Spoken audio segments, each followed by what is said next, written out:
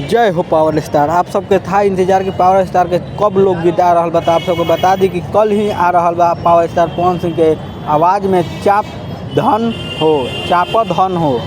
तो आप सब इस गीत के ज़्यादा से ज़्यादा प्यार दुला दे। हम लोग कल सवेरे आ रहा बा जौन कि आप सबके बता दी कि गीत प्रिंस प्रियदर्शी जी लिखले बानी जौन कि छपरा के रहे वाले बानी और संगीत म्यूजिक प्रियांशु सिंह के बा।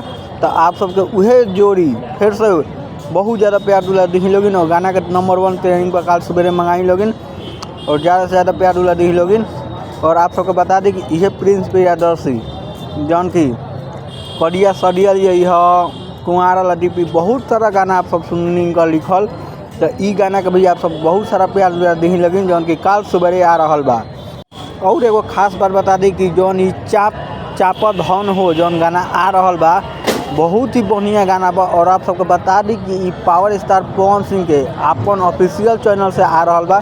तो ऐसे बहुत सारा प्यार दुला दे जय भोजपुरी जय power star. Subscribe my channel power star update सबसे जाने के पहले।